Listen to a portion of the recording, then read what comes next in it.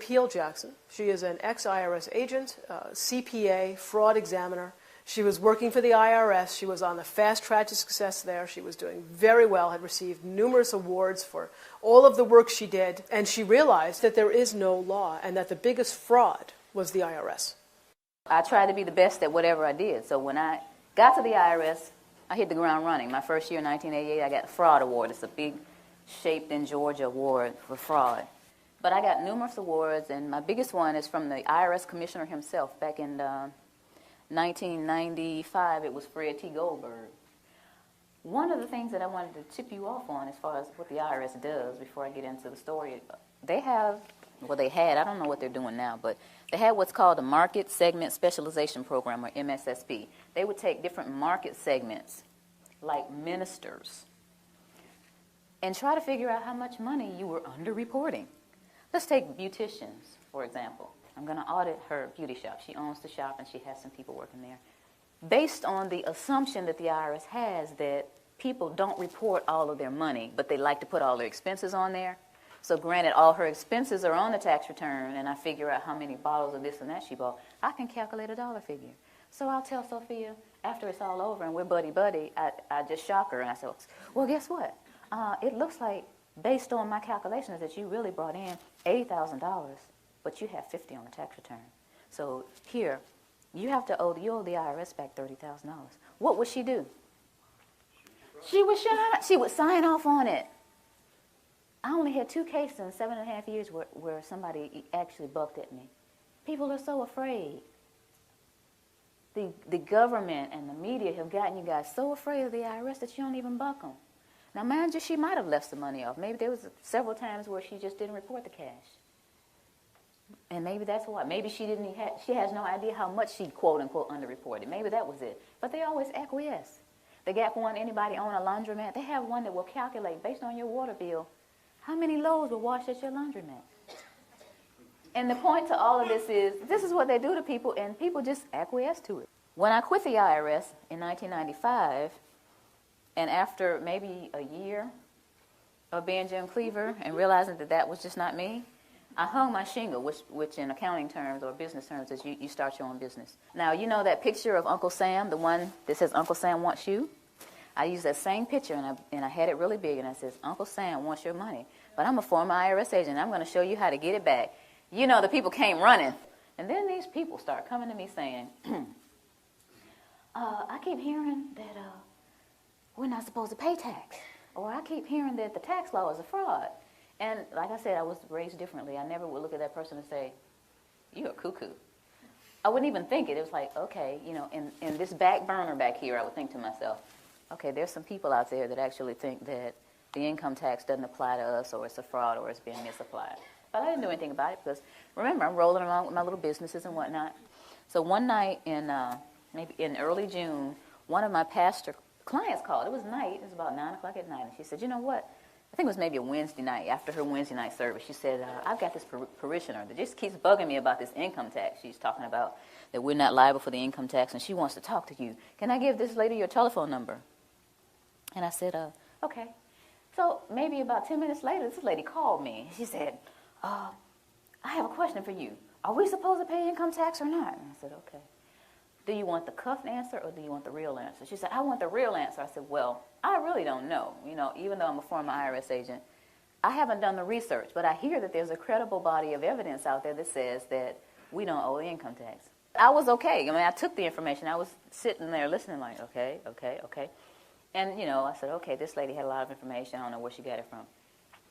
So a few weeks later, she called me again, and she said, Miss Jackson, remember that information I told you on the phone? It's in the USA Today. Pull it up on the internet. Okay, so I got the USA Today. It was July 7th, 2000. And it says, Dear we the people, most citizens are not required to file an income tax return. The 16th Amendment to the Constitution is a fraud. And if you file, you waive your Fifth Amendment rights. I said, okay, that's some of the stuff she was saying. Now, this is a lot of reading. But I kept reading because I was very interested, you know, being a CPA and into fraud and all that. I wanted to see what was going on. So here in the third column, it says, no one has been able to collect the $50,000 reward offered by Bill Conklin. to anyone that can identify the section of the Internal Revenue Code that makes a typical worker liable for the income tax. I'm serious about winning is $50,000. Okay, so it's at my desk.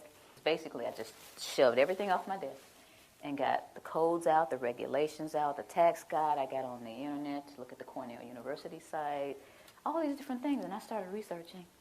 And 2 weeks later, I said to myself, oh my goodness, we have a problem here. It doesn't look like I'm going to win this money. And I was sitting there at my desk thinking, this thing is a fraud. 2 weeks it took me to sit there and realize that. I didn't just look at the positive, I looked at the negative, I looked at the IRS site. All these things are going on. This thing is a fraud. Being a CPA and a former IRS agent, I sat there at the desk, I was by myself, and all these thoughts started going through my head. The first thought was, now I'll finally open up the codes and regulations. Because see, at the IRS, they trained us with these little guides. We didn't use the codes and regulations. We would get one of these, and you would have to read it, understand it, and pass this little test. And all these little guides that I got, I read them, and I made A's on all my tests. And I thought, and I guess the rest of the agents in training thought, that the information that was in here was the same that was in those thick codes and regulations. But it's not necessarily the same. The things that are in these training manuals are not necessarily the same thing as in the codes and regulations. I learned that in my studying. In the time that I was doing the research, I also learned about the pocket commission. And I'm going to let this go around the room, but y'all got to give it back. This is the outside that I purchased of the pocket commission that I had. And before I left, I had the sense of mind to make a copy. This is the little badge I used to flip out at people and say, give me your books and records. Give me your bank statements. Give me all your credit cards, And, people, okay, here.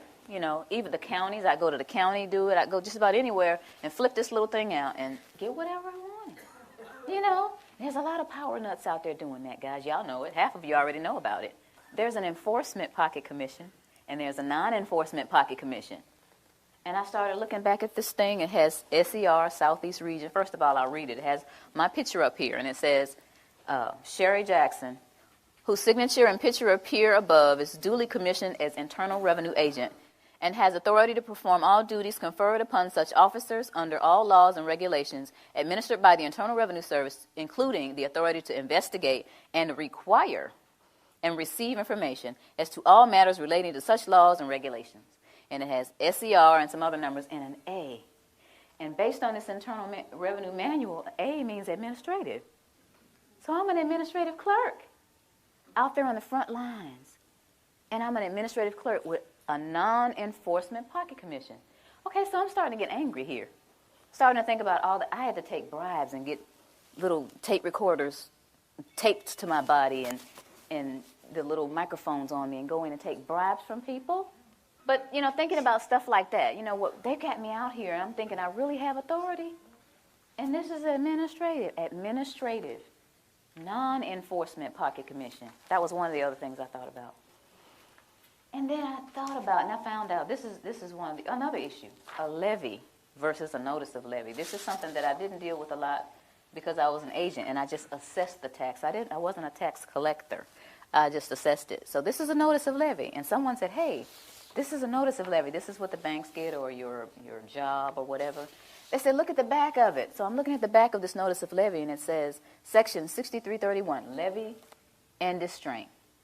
And then it says B and C. And I'm thinking, it starts off with B? What happened to A? So I looked up A. And here's A. And it says, levy may be made upon the accrued salary or wages of any officer, employee, or elected official of the United States, the District of Columbia, or any agency or instrumentality of the United States or the District of Columbia by serving a notice of levy. I'm thinking, but that's not most people. That's not the person that works at AT&T or Bell South or Coca-Cola. That's not most people. Aren't people noticing that the A isn't on here? Aren't they curious about it? Why are they doing this? All this is going through my head during this period of time, then I'm realizing that there's a rat in the camp. That's what I call it. But this is the straw that broke the camel's back. The Federal Reserve is not federal. How many of you did not know before today that the Federal Reserve isn't federal? If you didn't, don't be shy. If you didn't know before today that the Federal Reserve isn't federal, raise your hand. Most people don't know that. 9 out of 10 people that I asked off the street don't understand that the Federal Reserve is a non-auditable private banking cartel. They are collecting $36 million an hour in interest from the American people. $36 million an hour in interest from the American people. My children, my 2 children, were born $86,000 in debt based on the national debt. Now, why am I going to take away from those children to give to somebody that is going to be born in 2030? That's not going to happen. So that was my decision. It was very easy. You know, you think about stuff like fear. Oh, the IRS is going to get you. They're going to take your stuff. That's not important to me. Stuff's not important to me. My children are important to me. I'm one of those mothers that will roll up her sleeves with one leg and try to whoop you if you mess with my children. And I think that a lot of mothers are like that. So this is what my decision was. And I went on and started educating people.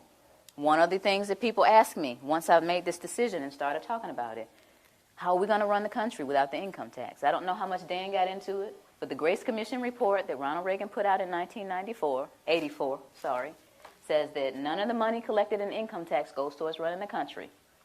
But the bottom line is it's not going towards running the country, so you patriotic people out there, you've been fooled. Beardsley Rummel, he was Federal Reserve Chairman back in 1946, did a speech before the American Bar Association. The title of his speech was Taxes for Revenue Are Obsolete. Within the body of this report, he says that the taxes, the income taxes for redistribution of wealth. What is redistribution of wealth? What is that? That's taking from me that I've worked hard for and giving it from somebody else to somebody else. Shouldn't I have the right to redistribute my wealth if I want to? Another question that they ask me is, how come I haven't heard this on TV or on the radio or in the newspaper? Well, sweetie, the simple answer to that is the same people who own the television stations and the newspapers and the radio stations are the same people who are involved with the Federal Reserve. And here is a little statement that says that it only requires 5% ownership to significantly influence the media. Rockefeller is one of the original shareholders of the Federal Reserve. As early as 1963, the House Banking Subcommittee reported that Rockefeller, through Chase Manhattan Bank, controlled 5.9% of the stock in CBS and the bank and gained interlocking directorates with ABC. I went all the way through high school, all the way through college, all the way through testing for the CPA, and all this IRS training and didn't hear about any of this. You think they want this information out here? For you guys to eat up and chew up and find out what's really going on? I don't think so. Now, another one. Why don't we just tell our elected officials about this? And to make a really long story short, the We the People Foundation, the same people that put out this ad, put together a hearing. And these 40 researchers were going to ask the IRS and the DOJ these questions, and we're going to have this big meeting in Washington called the Truth and Taxation Hearings. Okay? So we got together with 537 questions. So we sent them the 537 questions so they could research and have the answers, and what did they do? They reneged on coming. They signed off on it, but they reneged on coming. So you all didn't get to hear the truth. We went on and had the hearings anyway, put it on CD, marched around Washington, giving it to all 535 congressmen and senators. Please look at this information. We got stupid responses back like, thank you for visiting our offices in Washington. The next time you come to Washington, please visit us again. They don't care. Your presidents don't care. Another one that they ask me, or they'll say something like, well, this just sounds like it's some kind of conspiracy theory. Y'all hear that a lot? Okay. But tell me this, what's the difference between a conspiracy and a strategy? Don't you understand that this is all by design? All this black, white stuff. You're white, I'm black, you know. You're Democrat, I'm a Republican. You know, y'all heard of divide and conquer before, right? Why y'all letting them do it to us? While I'm sitting up here arguing with this man about what his great-great-great-granddaddy did to mine, there's this big old fence closing in around us. And while I'm sitting here wasting time and he's sitting here telling me why he doesn't know, we need to put our heads together and figure out how to get out of this fence that these people are building around us. Am I right? Yeah. That's what we got to be. Divide and conquer, we can't let that work anymore. It's been working all these years. Then we need to get together and understand. First of all, you need to understand what is going on with your money. You work hard. It's like we're a hamster on a wheel. This country started out with taxation without representation. Where are we now? Why did we get back to where we started? We got lazy and comfortable. Get out your comfort zone. I never tell people to file a tax return. I never tell them not to file. I never tell people to pay taxes, and I never tell them not to pay. What I tell people is to do your own research, do your due diligence, and decide whether or not you're going to be a slave or get off the plantation. That's your choice. So in essence, you're wasting time. As long as you continue to feed the monster's going to grow. They're going to they're going to laugh in your faces. Any kind of cause that you have, anything that you're trying to do in your life concerning getting things back on track with our country, the way it's supposed to be, you're going to get laughed at because you continue to give them the money to do whatever it is they're doing to us. A lot of people don't care. A lot of people get the money taken out of their checks and they actually think they're getting, oh, I get back $3,000 every year. They don't take anything from me. I say, sweetie, look at your W-2. They took $14,000. They gave you back $3,000 of your own money. Oh.